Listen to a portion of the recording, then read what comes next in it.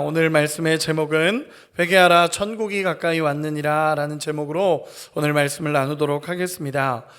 지난주부터 이제 사순절 말씀을 전하면서 은혜라는 주제로 지난주에 말씀을 나눴고, 오늘부터 시작해서 이제 부활절까지의 메시지를 예수님이 하셨던 말씀을 중심으로 한 구절 한 구절 살펴보고자 합니다. 그래서 오늘은 회개하라, 그리고 다음 주부터는 나를 따르라, 서로 사랑하라, 깨어 기도하라, 다 이루었다, 너희에게 평강이 있을지어다 라는 순으로 이렇게 예수님이 하셨던 말씀을 기준으로 해서 계속적으로 말씀을 나누도록 하겠습니다. 이 사순절이라는 기간은 사실은 회개의 절기입니다. 회개라는 것은 하나님을 향해 내딛는 첫 번째 발걸음이기도 하고, 사순절이라는 이 기간은 예수님의 십자가, 예수님의 고난을 묵상하며 살아계신 하나님 앞에 다시 나아가게 되는 그런 시간이 이 사순절 시간입니다. 이 시간을 통해 우리는 하나님의 은혜를 회복하고, 이 시간을 통해서 예수님의 십자가의 사랑을 깨닫게 될 줄 믿습니다. 그런 은혜가 우리 가운데 있기를 소망합니다. 예수님께서 이 땅에 오셔서 우리에게 가장 먼저 주셨던 음성, 예수님께서 이 땅의 공생애를 시작하시면서 가장 먼저 우리에게 하셨던 음성이 뭐냐라고 말하면 오늘 본문입니다. 회개하라, 천국이 가까이 왔느니라 라고 예수님께서 말씀하십니다. 놀라운 것은요, 예수님께서 이 땅에 오셔서 먼저 우리를 향해서 사랑한다, 축복한다, 위로한다, 붙잡아 주겠다, 이런 말씀을 먼저 하신 것이 아니라 제일 먼저 하셨던 예수님의 음성은 사실 굉장히 무거운 메시지였습니다. 저는 예수님을 전할 때 늘 신이 납니다. 예수님 전할 때 보면, 제가 말씀 전할 때 보면 예수님 전할 때 참 기뻐하고 즐거워하면서 말씀을 전합니다. 근데 오늘 말씀을 준비하면서는 참 무거운 마음입니다. 왜냐하면 예수님의 이 첫 번째 메시지는 회개하라, 천국이 가까이 왔다라는 것은요, 어쩌면 우리에게 굉장히 무겁게 들려야 하는 메시지이기 때문에 그렇습니다. 여러분, 이렇게 한번 생각해 보겠습니다. 만약에 기찻길에 사람이 서 있다라고 생각해 봅시다. 기찻길에 사람이 서 있어서 기차가 오고 있는 상황에 기찻길에 사람이 서 있다면 우리는 그 사람을 향해서 외칠 것입니다. 어떤 사람이 이렇게 외치겠죠? 지금 기차가 오고 있습니다. 빨리 철로에서 나오세요 라고 외칠 겁니다. 지금 기차가 오고 있습니다. 빨리 선로해서 나오세요 라고 이야기할 것입니다. 이 말은 정확히 이걸 이야기하는 것입니다. 무엇이 오고 있는지, 그렇기 때문에 우리는 무엇을 해야 하는지를 정확하게 이야기해 주고 있습니다. 무엇이 오고 있는지, 무엇을 해야 하는지를 오늘 본문에서도 정확하게 예수님은 이야기하고 있습니다. 예수님의 말씀입니다. 여러분, 무엇이 오고 있다라고 말씀하시죠? 천국이 오고 있다라고 말씀하십니다. 그럼 무엇을 하라고 말씀하시죠? 회개하라 라고 말씀하시는 것입니다. 사실 이 말씀은 두리뭉술한 말씀도 아니고요, 굉장히 정확하고 명확한 말씀입니다. 천국이 오고 있으니까 회개하고 복음을 믿으라 라는 것이 예수님의 첫 번째 메시지입니다. 여러분, 그러면 오늘 본문으로 들어가면서 우리 같이 한 번만 다시 읽어보도록 하겠습니다. 마태복음 4장 17절 같이 읽겠습니다. 시작. 이때부터 예수께서 비로소 전파하여 이르시되 회개하라, 천국이 가까이 왔느니라 하시니라. 아멘. 여러분, 예수님께서 오늘 본문에 보면 이때부터 예수께서 비로소 전파하여 이르시되 라고 표현을 합니다. 이때부터라는 표현은요, 이제 시간이 되었고 하나님의 때가 되었다라는 것입니다.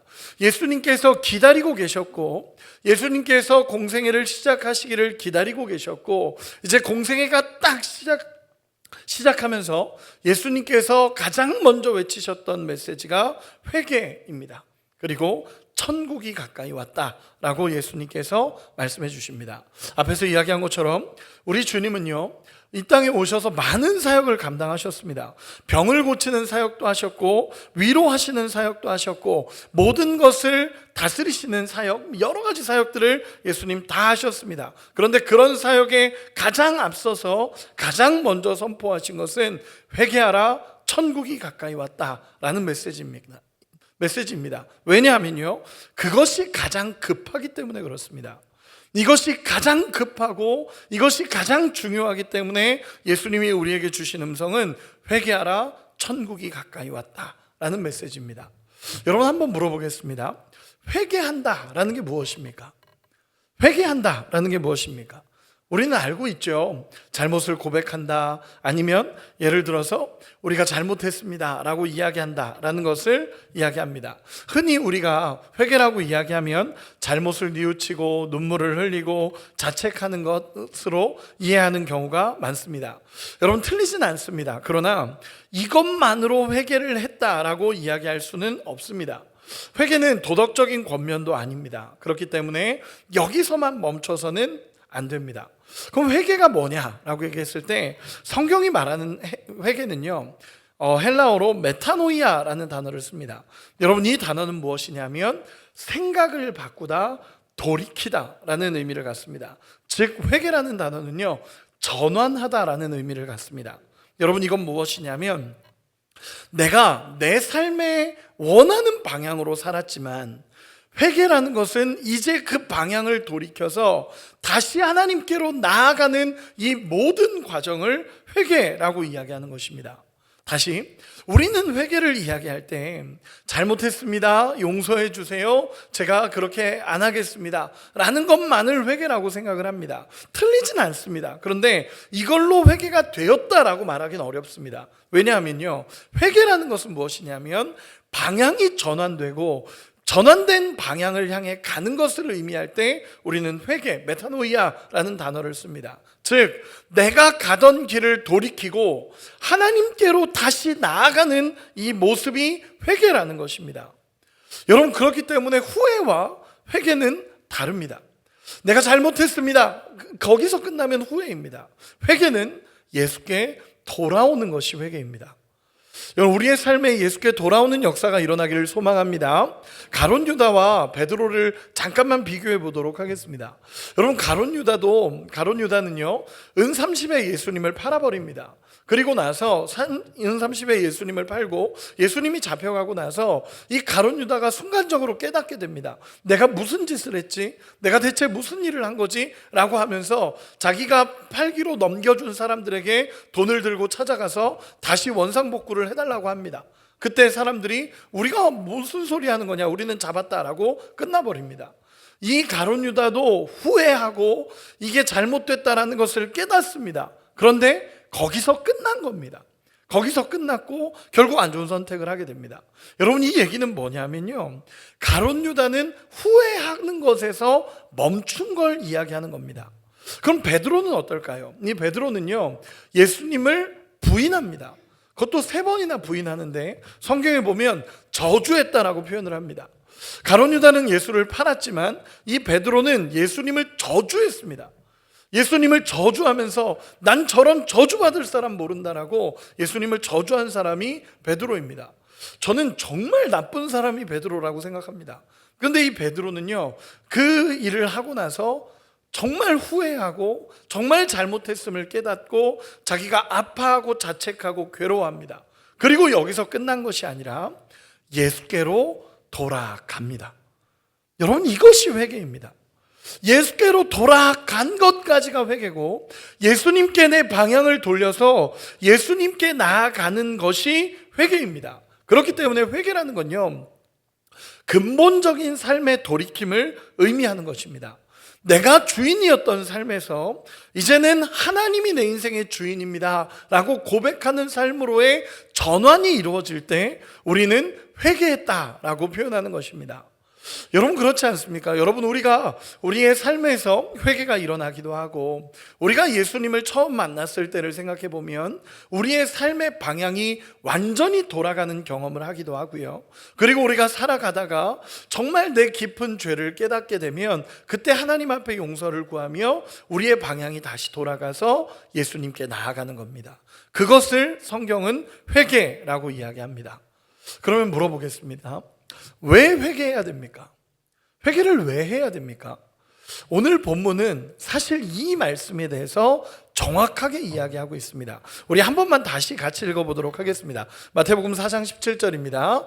시작. 이때부터 예수께서 비로소 전파하여 이르시되 회개하라 천국이 가까이 왔느니라 하시더라. 아멘.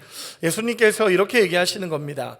회개하라 천국이 가까이 왔다라고 예수님 말씀하십니다. 저는 이 본문을 기준으로 우리가 회개해야 되는 이유를 두 가지로 설명해 보고 싶습니다. 첫 번째는 무엇이냐면 하나님 나라가 가까이 왔기 때문에 회개하라라고 성경은 분명하게 이야기하고 있습니다. 하나님 나라가 가까이 왔기 때문에 우리는 회개해야 된다라는 것입니다. 여러분, 오늘 본문의 핵심은 회개하라와 더불어서 하나님 나라가 가까이 왔다라는 것입니다. 하나님 나라가 가까이 왔기 때문에 우리가 회개하고 복음을 받아들이라라고 예수님께서 말씀하고 있는 것입니다. 여러분, 하나님 나라가 무엇입니까? 몇 가지를 질문하면서 오늘 말씀을 풀어가고 있는데, 여러분, 하나님 나라가 무엇입니까? 여러분, 하나님 나라라는 것은요, 예수님께서 그토록 외쳤던 말씀의 주제입니다. 이 말씀의 주제 하나님 나라는 히브리어로는 말쿠트라는 단어를 쓰고요, 헬라어로는 바실레이아라는 단어를 사용하게 됩니다. 이 의미는 왕이라는 단어가 포함된 단어입니다. 하나님 나라는 왕국이라고 표현하고 킹덤이라고 말하는 단어입니다. 즉 무엇이냐면요, 우리는 하나님 나라라는 표현을 쓰면 영어로 country라는 단어를 써서 나라라는 개념을 이야기하는데, 여기서 말하는 하나님 나라라는 단어는 킹덤이라는 단어를 써서 하나님이 통치하시는 곳을 하나님 나라다라고 이야기합니다. 그래서 이 단어는 두 가지 의미를 갖습니다. 하나는 뭐냐면 영원한 하나님 나라, 우리가 죽고 나서 가게 될, 구원받은 자들이 가게 될 영원한 하나님 나라를 의미하는 단어 하나이고, 또 하나는 무엇이냐면 지금 우리의 삶에서 나타날 수 있는 하나님 나라를 의미합니다. 이 단어가 정말 중요한 건데 뭐냐면, 우리가 죄인된 인생으로 살아가다가 하나님이 내 삶에 찾아오시고 하나님이 내 삶에 다가오셔서 하나님의 은혜가 내 삶에 부어졌을 때 누리게 되는 하나님 나라입니다. 여러분, 그런 경험 있지 않으십니까? 내 삶에 하나님을 붙잡았는데 평안함이 찾아오고 기쁨이 찾아오고 감사가 찾아오고, 이건 세상이 주는 것이 아니라 하나님이 살아계시기에 내 삶에 누려지는 평안함과 기쁨, 여러분 경험해 보신 적 있으시죠?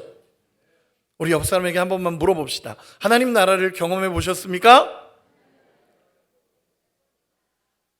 대답을 들으셔야죠. 대답도 들으셔야죠. 묻고만 끝나면 안 됩니다. 여러분, 하나님 나라는 이런 겁니다. 영원한 하나님 나라가 있고요, 우리가 구원받은 자들이 가게 될 영원한 하나님 나라가 있습니다. 동시에 이 땅에서 누리게 되는 하나님 나라가 있습니다. 내 삶에 예수님이 주인이 되어주시고 내 삶에 하나님의 통치가 임함으로 말미암아 사단의 권세가 떠나가고 하나님의 영광이 내 삶에 머무르게 되는 하나님 나라가 있다라고 예수님께서 이야기하시는 것입니다. 오늘 말씀을 하시기 전에 예수님이 하셨던 일이 있습니다. 마태복음 4장 초반부에 보면요, 예수님께서 성령에 이끌려서 광야로 가게 됩니다. 그곳에서 사단의 시험을 받게 됩니다. 예수님께서 그 시험을 말씀으로 이겨버리십니다. 사탄아 떠나가라, 하나님 말씀의 모든 것을 이겨버리십니다. 그리고 나서 예수님이 때가 되어 이제 말씀을 전하시기 시작합니다. 그러면서 전하셨던 것이 회개하라, 하나님 나라의 통치가 이곳 가운데 임할 것이다 라고 예수님 말씀하십니다. 여러분, 하나님 나라라는 것은 왕이신 하나님의 주권과 통치와 다스림입니다. 사단이 통치하고 다스리고 억압했던 모든 땅에 하나님의 통치가 임하고 예수님이 오심으로 말미암아 우리의 모든 삶에, 사단이 임했던 모든 삶에 당신의 자녀를 해방시키고 마음껏 은혜를 누리고 기쁨의 감격, 구원의 은혜, 감사, 소망, 믿음을 회복시키시는 것이 하나님 나라입니다. 그래서 예수님은 그토록 하나님 나라를 우리에게 말씀하시는 것입니다. 여러분, 예수 믿고 무너져서 사는 삶이 아니라 예수를 믿었기에 하나님 나라의 통치가 내 삶에 임하기에 그 기쁨과 감격과 감사로 우리 주님은 살아가기를 원하시는 것입니다. 이것이 하나님 나라가 임한다라는 표현입니다. 그러면 이 하나님 나라가 임하는 하나님 나라를 경험하는 방법이 무엇입니까? 오늘 본문에 회개하라 라는 것입니다. 여러분, 회개라는 것은요, 앞에서도 이야기했지만 그냥 단순히 내가 잘못했습니다, 내가 실수했습니다, 여러분, 이것이 회개가 아닙니다. 내 잘못을 철저하게 하나님 앞에 고백하면서 동시에 하나님께로 내 삶의 방향이 전환되는 겁니다. 세상에 내가 왕이었던 인생이 하나님이 나의 왕이 되시는 사건이 회개입니다. 그래서 진짜 회개는요, 내가 왕이었던 자리에서 내려오고 우리 하나님이 나의 삶의 왕이 되시는 것이 우리가 회개를 경험하는 삶이 되는 것입니다. 여러분, 회개함을 통하여 하나님 나라를 누릴 수 있는 우리가 되기를 소망합니다. 두 번째는 무엇이냐면요, 회개해야 되는 두 번째 이유는요, 회개하지 않는 죄는요, 하나님의 통치를 거부하기 때문에 그렇습니다. 여러분, 죄는요, 하나님의 통치를 거부합니다. 죄가 우리 마음속에 있고 죄로 가득 차 있으면요, 하나님의 통치를 받아들이지 않고요, 하나님을 거절하게 되는 것이 죄의 모습입니다. 여러분, 죄의 본질이 무엇인지 아십니까?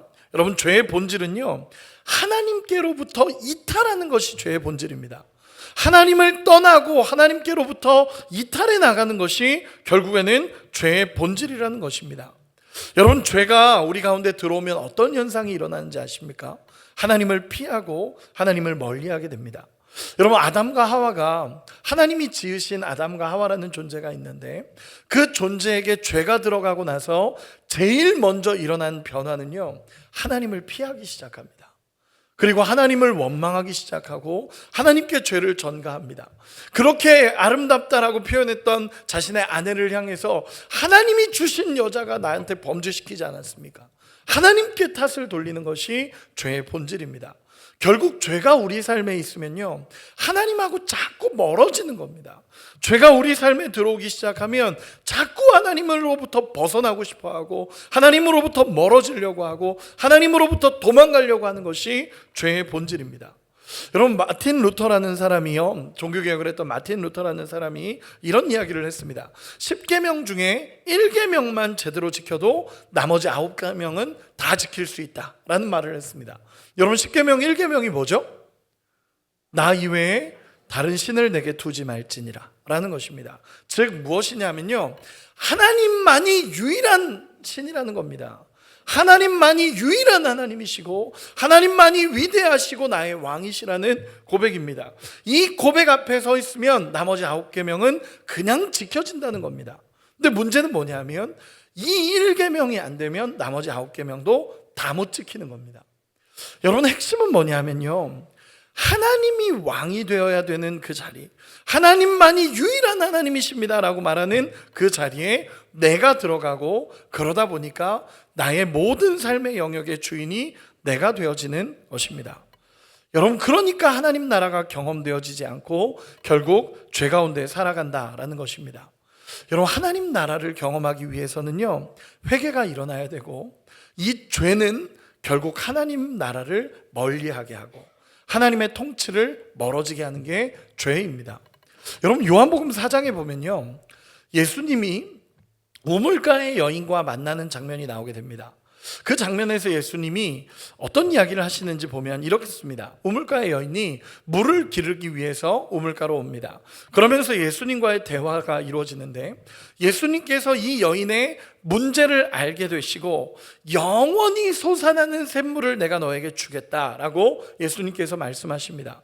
영원하도록 솟아나는 샘물을 내가 너에게 주겠다라는 것입니다. 그러자 그 여인이 갈급했고 죄 가운데 있었고 어렵고 힘든 시간이니까 예수님이 그 말씀을 하시자마자, 주여, 그런 물이 있으면 나에게 주십시오, 그런 물이 있다면 나에게도 주십시오 라고 하면서 간절하게 예수님 앞에 생명의 샘물을 달라고 얘기합니다.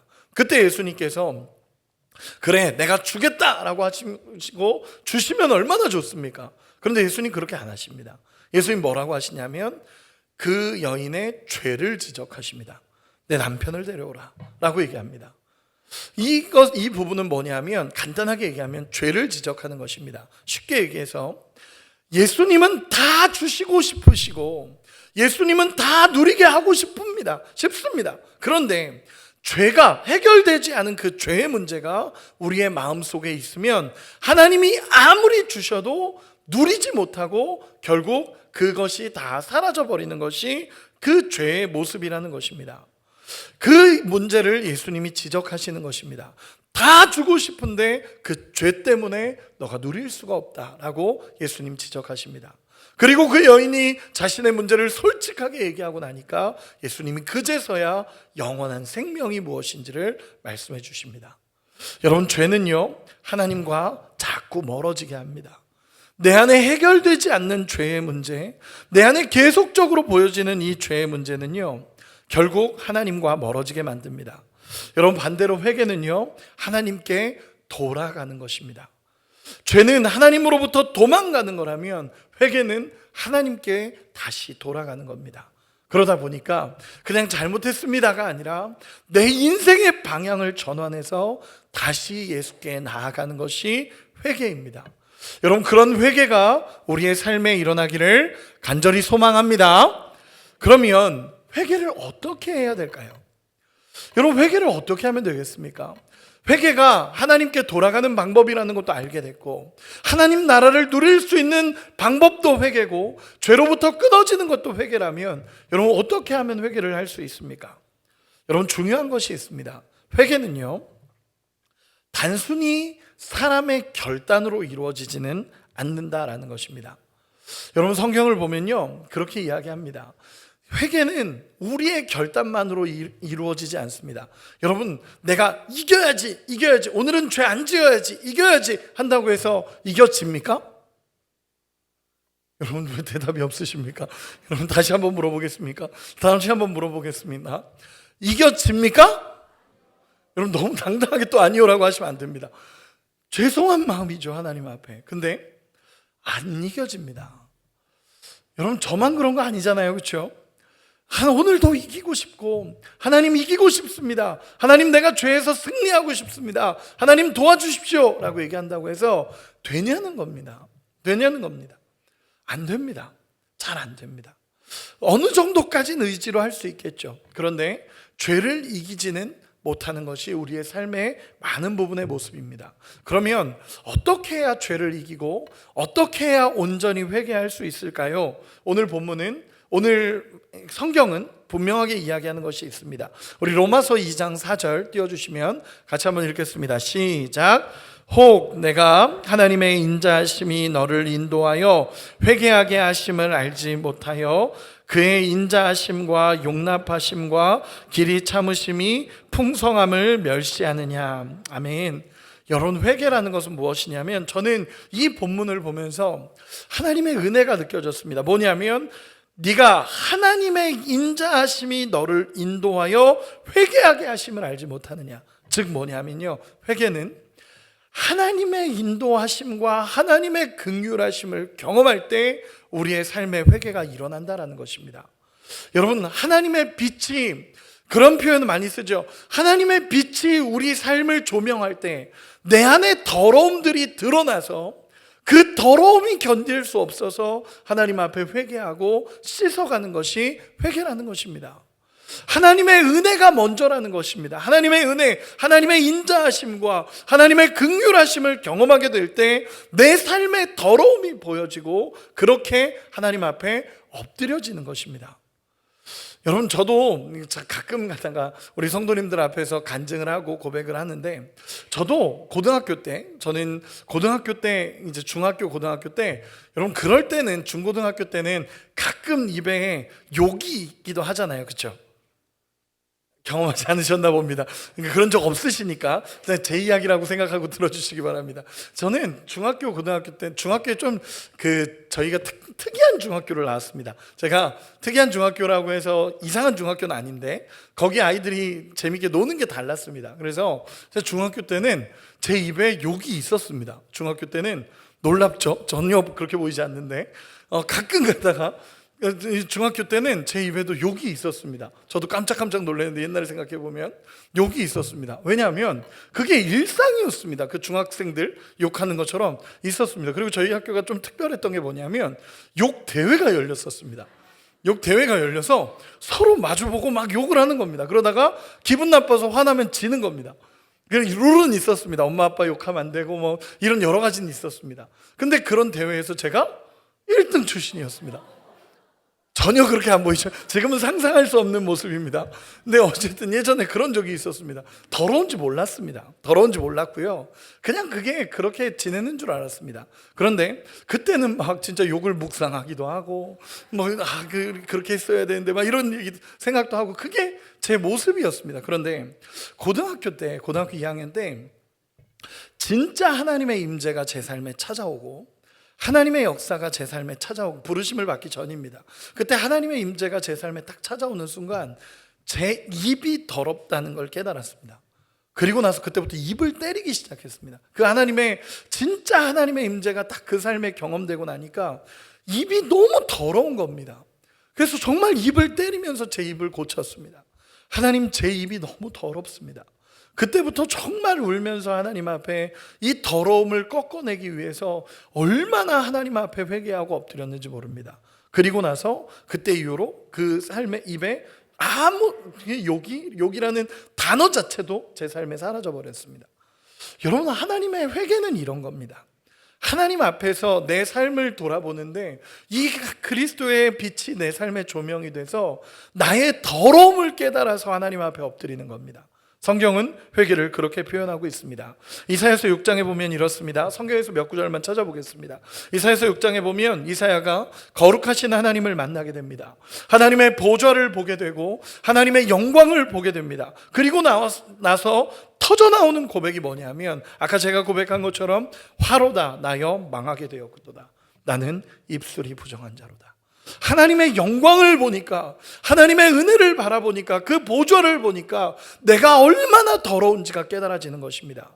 여러분, 누가복음 5장에 보면 이렇습니다. 베드로가 예수님을 경험하게 됩니다. 예수님이 찾아오셔서 베드로에게 깊은 곳에 가서 그물을 던져라 라고 해서 깊은 곳에 가서 그물을 던졌더니 상상할 수 없는 하나님의 역사가 그 현장에 일어나게 됩니다.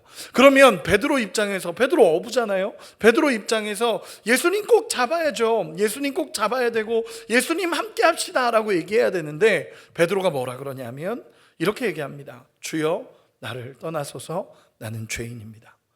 여러분, 하나님의 영광을 보고 하나님의 은혜를 경험한 자가 하나님을 꽉 잡아야 됨에도 불구하고 하나님 앞에 주여 나를 떠나소서, 나는 죄인입니다 라고 고백합니다. 여러분, 이 고백은 무엇입니까? 내가 죄인이라는 게 하나님의 영광 앞에 보여지는 겁니다. 여러분, 진짜 회개는요, 하나님의 은혜가 내 삶에 경험되어져서 그 은혜에 비춰보니까 내가 너무 큰 죄인이라는 걸 알고 하나님 앞에 엎드려지는 것입니다.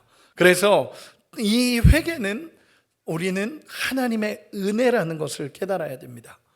여러분, 내 삶에 이 더러움이 끊어져 갈 때, 하나님 앞에 다시 돌아서서 우리 하나님 앞에 나갈 때 하나님의 역사가 우리의 삶에 일어날 줄 믿습니다. 사도행전 2장에 보면 성령을 경험한 베드로가 사람들 앞에 서서 설교합니다. 말씀을 외칩니다. 이렇게 외칩니다. 우리가 죽인 예수가 메시아였습니다. 우리가 십자가에 못 박은 그가 메시아입니다. 그 예수가 우리의 모든 죄를 담당하신 예수가 메시아입니다. 그들 앞에서 고백하기 시작합니다. 그러자 그 사람들이 마음에 찔림이 찾아오고 그 안에서 회개가 일어나기 시작합니다. 우리 사도행전 2장 37절 38절 띄워주신 같이 읽겠습니다. 시작. 그들이 이 말을 듣고 마음에 찔려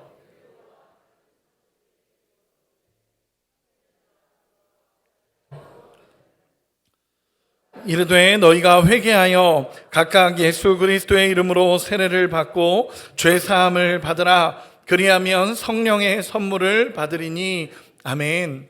이 베드로의 예수님이 메시아다라는 이 표현을, 이 말씀이 전해지기 시작했을 때 그들의 마음에 찔림이 찾아오기 시작합니다. 그러면서 이렇게 얘기합니다. 우리가 어떻게 해야 됩니까? 우리가 어찌할꼬 이 일을 어떻게 해야 됩니까? 라고 마음에 찔림이 찾아옵니다. 그때 베드로가 이렇게 얘기합니다. 너희가 회개하여 성령의 선물을 받아라. 회개하여 하나님 앞에 엎드리고 성령의 선물을 받아라 라고 이야기합니다. 그때 사람들이 회개하고 하나님 앞에 엎드리니까 성령이 임하시고 구원의 은혜가, 기쁨이, 감격이 그 삶에 찾아오게 되었다라는 것입니다. 여러분, 사실 우리가 하나님의 임재 안에 있고 하나님의 은혜 안에 있으면 다른 사람의 죄를 지적할 필요가 없습니다. 다른 사람 너 그렇게 살면 안 돼 라고 말할 필요가 없습니다. 하나님의 임재가 우리의 삶에 찾아오면요, 내 더러움이 안 보일 수가 없습니다. 하나님의 은혜가 내 삶에 찾아오면요, 회개를 안 하고는 살 수가 없다라는 것을 우리가 깨닫게 됩니다. 여러분, 우리의 삶에 정말 하나님의 은혜가 우리의 삶에 임하고 오직 우리 주님 붙잡고 믿음으로 살아갈 수 있는 은혜가 있기를 소망합니다. 저는 정말로 축복합니다. 하나님의 은혜가 우리의 삶에 임해서 내가 얼마나 큰 죄인인지를 깨닫고 우리 하나님 앞에 날마다 방향을 돌리며 우리 주님 앞에 나아가는 은혜가 우리의 삶에 경험되기를 축복합니다. 여러분, 우리의 인생의 왕이 누구십니까? 여러분, 회개는요, 왕 앞에 나의 무릎을 꿇는 것이 회개입니다. 그렇기 때문에 잘못했습니다가 아니라 나의 주권을 우리 하나님께로 옮겨드리는 것입니다. 사람들은요, 자꾸 회개라고 하면 제가 잘못했습니다, 후회합니다, 이렇게 살지 않겠습니다 라는 것 정도로만 이야기를 합니다. 아닙니다. 다시 주권을 내어드리고 우리 아버지께 돌아가는 것이 회개입니다. 여러분, 돈이 왕이 되십니까? 인정받는 것이 왕이 되십니까? 성공이라는 왕을 쫓아가고 있진 않으십니까? 우리의 자존심이 왕이 되진 않습니까? 여러분, 정말로 예수가 우리의 왕이십니까? 여러분, 정말 우리의 마음에 물어볼 수 있는 은혜가 있기를 소망합니다. 한 가지만 더 예를 들어보겠습니다. 누가복음 15장에 보면요, 탕자가 나옵니다. 대표적인 죄인이죠. 탕자가 아버지를 죽은 자로 여기며 자신의 유산을 달라라고 얘기합니다. 그리고 나서 유산을 가지고 먼 타국 땅으로 가서 살아갑니다. 이건 아버지를 죽은 자로 여기겠다라는 결단입니다. 그리고 돈을 받아서 떠나니까 처음엔 얼마나 좋겠습니까? 신나서 살았을 겁니다. 돈 갖고 있지, 그리고 아버지를 떠났지, 얼마나 신나게 살았을 겁니까? 그런데 성경에 보면요, 며칠 가지 않습니다. 얼마 가지 않습니다. 그 즐거움 얼마 가지 않습니다. 결국 모든 걸 다 잃고 밑바닥의 삶이 되게 됩니다. 그제서야 그가 돌이키기 시작합니다. 이제부터 이렇게 살다가는 내가 죽겠다라는 생각이 들자 이 떠오르는 한 사람이 있습니다. 그 사람이 누구죠? 아버지입니다. 아버지가 떠오릅니다. 그러면서 이렇게 고백합니다. 내 아버지 집에는 양식이 풍족한 품꾼이 얼마나 많은가라는 생각이 들고 그는 고백합니다. 그제서야 고백을 합니다. 와, 내가 하늘과 우리 아버지께 정말 큰 죄를 지었구나 라고 하면서 하나님 그 죄를 고백합니다. 여러분, 물어보겠습니다. 회개입니까? 하늘과 아버지께 내가 죄를 지었습니다 라고 고백합니다. 회개입니까? 회개일까요? 아닐까요? 애매합니까? 여기서 조금 애매하게 들리는 것 같은데, 여러분, 아직 회개가 아닙니다. 여기까지는 후회입니다. 내가 하늘과 아버지께 죄를 지었구나 라는 것까지는 후회입니다. 여러분, 그러면 회개는 어느 영역이냐 하면요, 이 탕자가 내가 하늘과 아버지께 죄를 지었습니다 라고 고백한 뒤에 자기 포기가 이루어집니다. 어떤 포기가 일어나냐면, 이제는 내가 더 이상 아버지의 아들이라 일컬음을 받을 수가 없구나. 나는 이제 아버지의 아들이 아니다.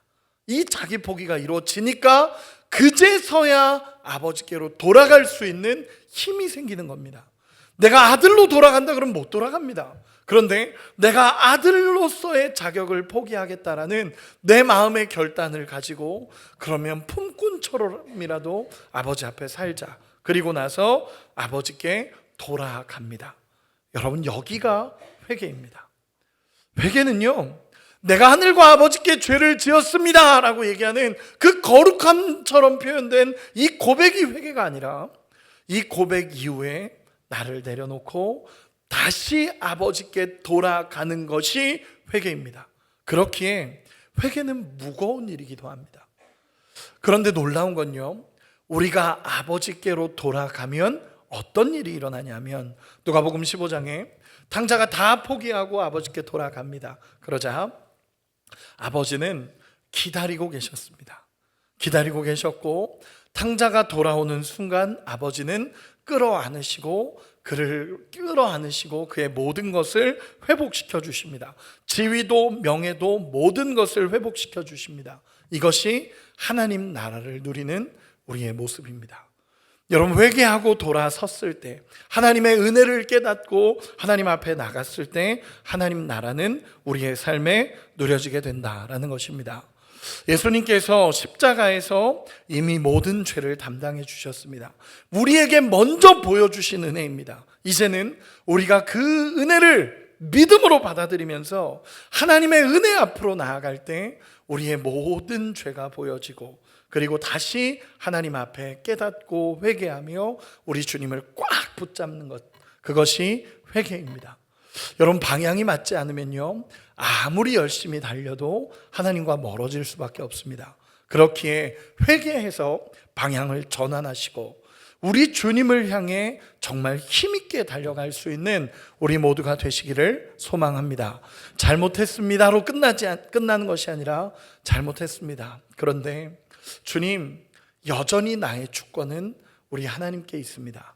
그래서 내가 모든 것을 잃어도 나는 예수님 붙잡을 겁니다 라는 고백으로 우리 주님 앞에 설 수 있는 우리 모두가 되시기를 소망합니다. 말씀의 결론을 맺겠습니다. 여러분, 우리의 인생에 우리 주인이 되는 자리에 누가 앉아 있습니까? 내가 앉아 있습니까? 아닙니다.